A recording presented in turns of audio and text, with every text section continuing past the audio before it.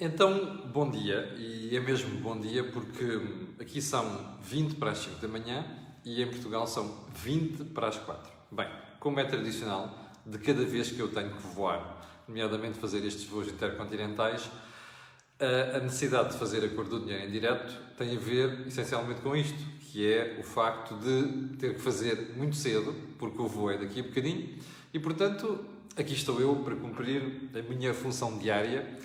E a minha função diária, neste caso, corresponde a fazer a cor do dinheiro do dia 13 de maio do ano da graça de 2019. Bom, já há pessoas em direto. Vamos lá, isto que eu daqui a pouco tenho que apanhar o avião.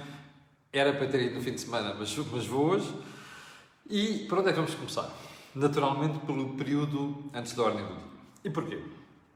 Olha, para referenciar que em Portugal nós temos o hábito de fazer debates errados. Ou seja, há tanta coisa séria para descobrir e para debater, para analisar e para corrigir, e algumas delas vamos ver daqui a bocadinho quando falarmos da audição de Joe Barato no Parlamento, mas temos por hábito discutir coisas erradas. Por exemplo, nos últimos dias apareceram em manchetes, desde o Correio da Manhã até o das Publicações, o salário dos deputados europeus.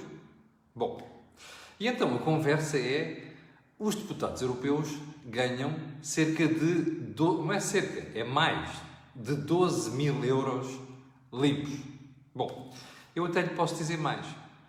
Na esmagadora maioria daqueles casos não são 12 mil euros, porque quando se começa a somar toda uma série de alcavalas e outro tipo de despesas que aparecem associadas ao salário dos deputados europeus, esse valor passa facilmente para 18 mil euros. Bom, mais importante do que, aliás, em alguns casos chega a tocar nos 20 mil euros. Bom, e agora a questão é esta: qual é o nosso fetiche com a história do salário dos políticos, nomeadamente, neste caso, dos deputados europeus? Há uma coisa que tenho de perguntar.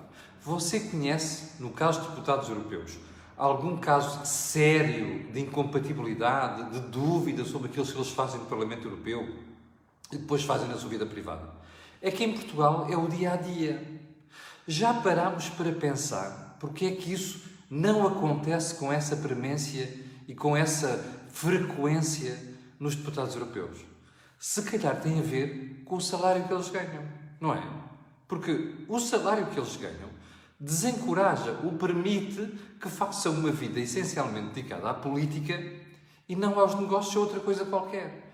E, portanto, se calhar valia a pena a gente pensar que o salário de um deputado europeu está certo ou está muito próximo daquilo que deve ser o salário do político para evitar outro tipo de promiscuidades.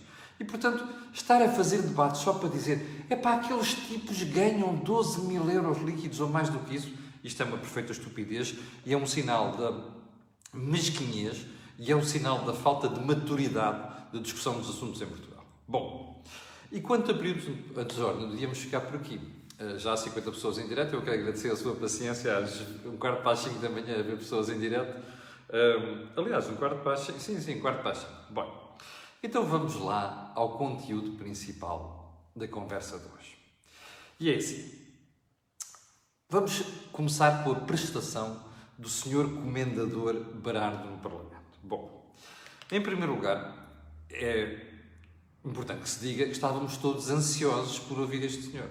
Este senhor é aquele que eu lhe recordo que deve 962 milhões de euros a 3 bancos: Caixa Geral de Depósitos, Banco Comercial Português e Novo Banco. Bom, e portanto, quem tem 962 milhões de dívida e não paga até agora, porque tem os seus bens ao fresco, porque conseguiu mudar estatutos a tempo e horas, ou seja, num excelente trabalho feito pelos advogados, era natural que estivéssemos todos ansiosos por ouvir este senhor no Parlamento. Bom, e a verdade é que ele esteve à altura dos seus pergaminhos, mas esteve mesmo. Então vamos ver algumas coisas. Bem, ele disse coisas incríveis que terão chocado a maior parte dos portugueses, aliás, até pelas reações nas redes sociais. Bom, eu devo dizer que não estou nada chocado. Eu não sei se você recorda, mas na edição de 23 de Abril, aqui da Cor do Dinheiro, vai lá ver. Uma das coisas que eu perguntei aqui foi: este senhor não tem vergonha? Repara, deve 962 milhões de euros. Não paga. Tem bons advogados. Os bancos já lhe caíram em cima, mas ele continua a não pagar. E a pergunta que eu fiz aqui foi, bom, esqueça que ele tem bons, aliás, que ele tem excelentes advogados. Mas a pergunta fica na mesma. Este senhor não tem vergonha de andar na rua? É que, por ele não pagar aqueles 962 milhões de euros, houve bancos que tiveram que fazer injeções de capital à sua custa e à minha custa, de contribuinte. Bom, mas vamos então àquilo que disse o Diogo Braga no Parlamento. Algumas foram autênticas pérolas. Por exemplo, eu não devo dinheiro aos bancos. Espera aí. Os deputados ficaram estupefactos. Pois não é João Berardo a pessoa que deve dinheiro aos bancos. São as empresas dele. Bem, mas por isso é que eu lhe fiz a pergunta há bocadinho. Espera aí. Se ele é titular das empresas e as empresas devem dinheiro e ele conseguiu pôr os bens dele ao fresco, com exceção de uma obscura garagem na cidade de Funchal, na Madeira, não é? Mas tirando isso, não lhe dá um rebate de consciência pensar que está a dizer aos portugueses uma coisa que, no fundo, do ponto de vista moral, pode ser do ponto de vista jurídico, não está correta. E não tem vergonha de estar a fugir às suas responsabilidades precisamente nesse âmbito. Eu acho que valia a pena pensar nisto. Bom, segundo ponto. Tentei ajudar os bancos numa altura de crise. A sério? Mas espera aí. Tentou ajudar os bancos indo buscar dinheiro para se envolver em coisas muito pouco claras, como, por exemplo, uma luta de acionistas dentro do Banco Comercial Português, com a ajuda da Caixa de Depósitos e com razões políticas por trás daquilo. Bem, imagino o que era se os bancos tivessem muita gente deste calibre a dar-lhes uma ajuda. Se calhar, em vez dos 4 mil milhões de euros, nós teríamos posto muito mais dinheiro na Caixa de Depósitos. Bom, terceira frase. Nunca participei num assalto ao BCP. A sério? Então quem é que se envolveu em lutas de acionistas do Banco Comercial Português com razões muito pouco claras? Bom, a gente sabe hoje em dia, eu vou analisar isso no último ponto, com empréstimos da Caixa e de outras instituições. Fui eu. Bom, João Berardo fez um esforço muito grande por tomarmos todos por parvos. Quer dizer, eu compreendo isso como esforço dele.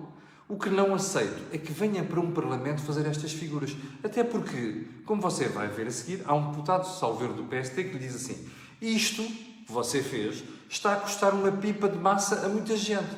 E ele vira-se com o maior desplante do mundo e diz: a mim não. Pois não. O problema é esse.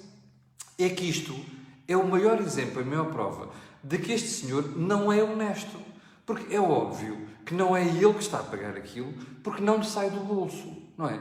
Quem pagou aquela marmelada toda e continua a pagar chama-se Fátima, José, Eduardo, Maria, Alice, Francisco, Camilo e mais uma porrada de gente que paga impostos em Portugal. Porque teve que se ir buscar dinheiro ao contribuinte para cobrir estes buracos, entre outros, aqueles que João Berardo deixou. Bom, mas vamos então à análise principal.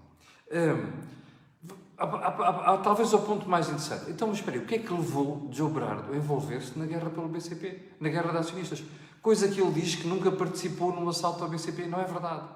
O que se passou naquela altura era a Caixa era controlada por pessoas muito próximas do Partido Socialista e muito próximas de José Sócrates. José Sócrates tinha uma estratégia para controlar a banca em Portugal e a maior parte dos centros de poder em Portugal. A Portugal Telecom, o grupo da TVI, a banca. José Sócrates tinha esta vocação totalitária.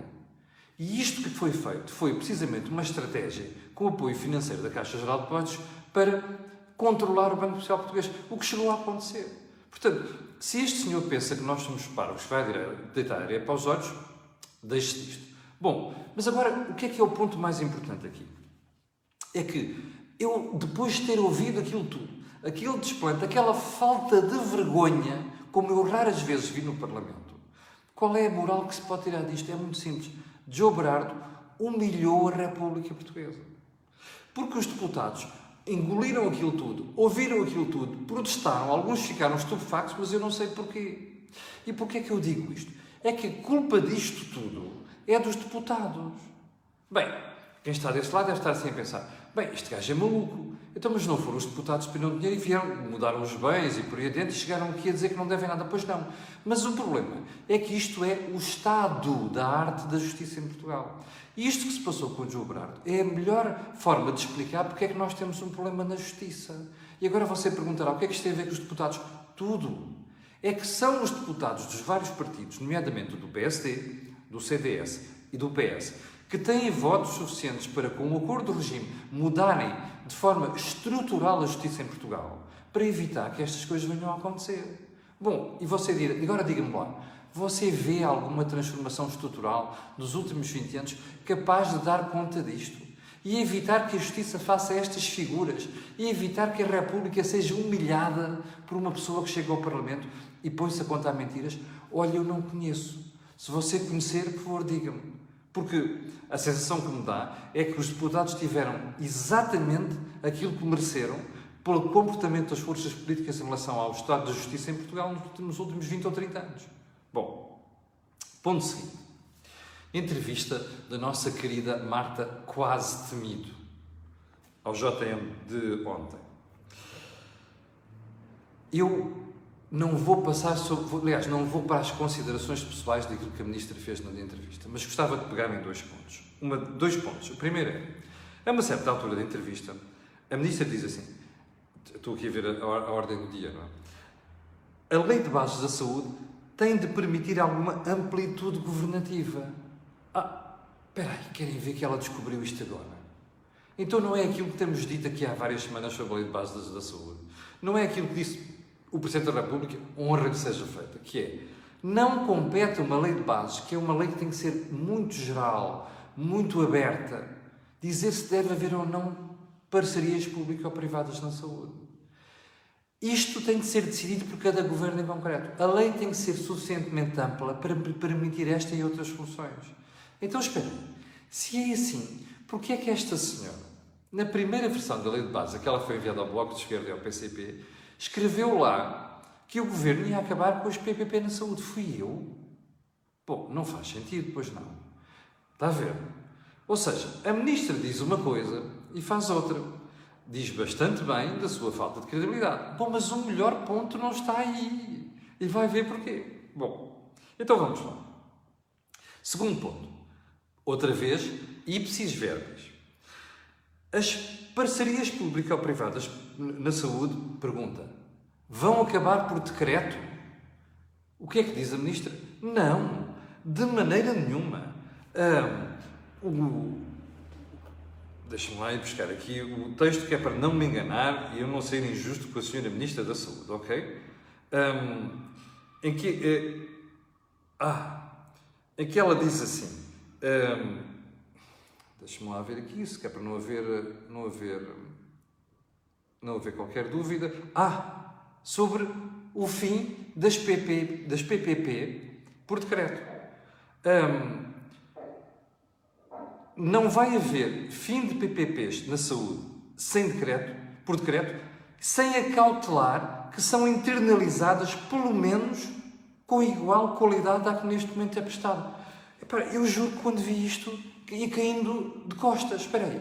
Então a Ministra está a dizer assim, nós vamos acabar com os PPP, mas não vamos acabar sem garantir que aquilo que é a qualidade que as PPP na saúde hoje em dia prestam, seja internalizada pelos serviços do Serviço Nacional de Saúde. Então espera aí. Braga, Vila Franca de Xira e Cascais, como você sabe, estão qualificados pelo regulador do setor como um dos melhores prestadores de serviços na cuidados da saúde. Então o que a Ministra está a dizer é que reconhece que essas unidades estão a prestar qualidades de saúde de qualidade, aliás, cuidados de saúde de qualidade, mas mesmo assim quer acabar com aquilo. Então espera, o que é que isto quer dizer? É muito simples. Esta fulana, que é um bocado maluquinha, não é? Só pode ser. O que está a fazer é dizer assim, bom, eu quero acabar com aquilo, tem qualidade, mas eu que tenho um complexo ideológico de esquerda, que é o que ela diz, não me incomoda que me chamem de esquerda, não sei das quantas, eu, porque tenho esta pancada ideológica, vou transportar essa pancada ideológica para os portugueses. Desculpe lá, vá dar uma volta ao bilhar grande, não é? O Estado, para prestar cuidados de saúde, que deve ser aquilo que é o objetivo do Serviço Nacional de Saúde, não tem de os prestar apenas por entes públicos. A saúde é que tem que ser um bem do SNS. Quem o presta é irrelevante.